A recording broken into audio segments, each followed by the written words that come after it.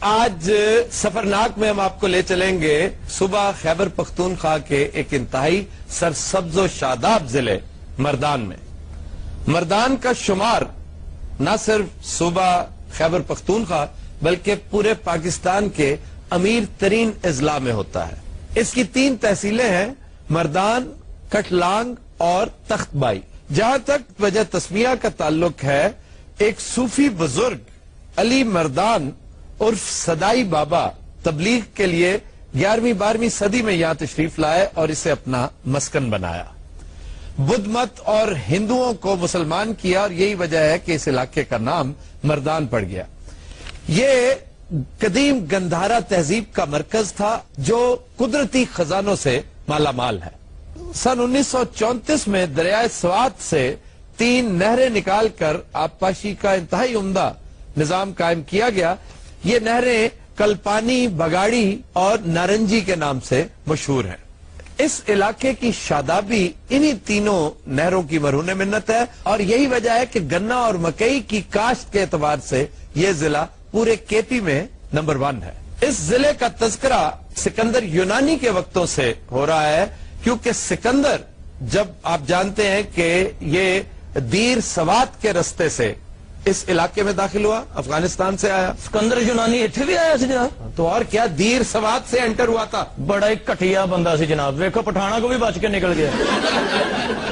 یہ جس دور کی ہم بات کر رہے ہیں 326-27 سال قبل مسیح کی، اس وقت پٹھان اس علاقے میں نہیں ہوتے تھے. تو سر پہ پٹھان کتنے سی جی؟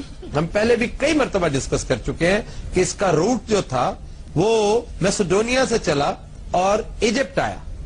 ایجپٹ سے عراق، عراق کے رستے ایران، ایران سے افغانستان اور افغانستان سے دیر سوات اور پھر پشاور، اس کے بعد پنجاب میں آیا. کندر سر پولیو دے قطرے تو نہیں سے پہ ہوتا.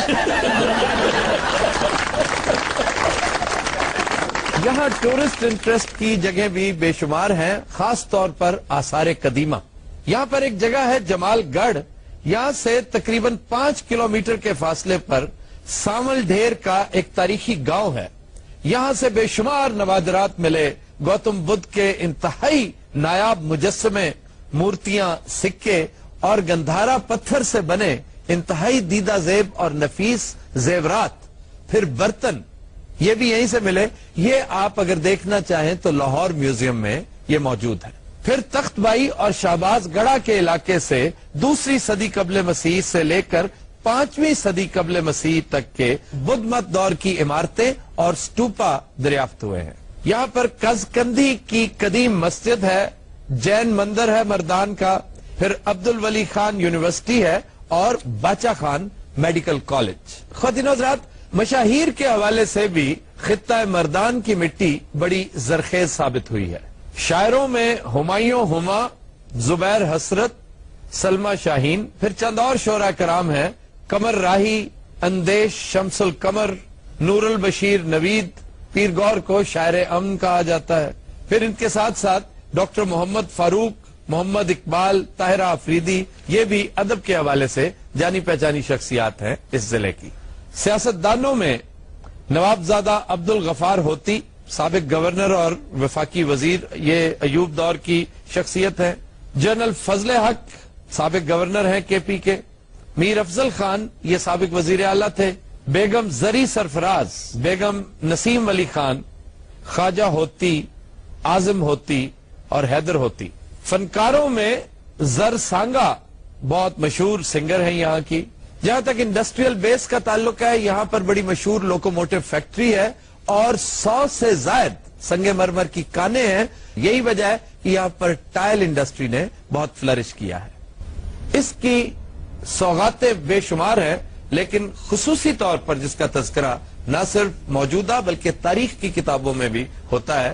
تاریخ پاکستان کے حوالے سے 4-5 کتابیں ہیں جن میں صرف سوغاتوں کا، مٹھائیوں کا اور خوابوں کا تذکرہ ہے. یہ ایسی سوغات ہے کہ جس نے اس کتاب میں بھی اپنی جگہ بنائی، اور وہ ہے بدایونی پیڑے.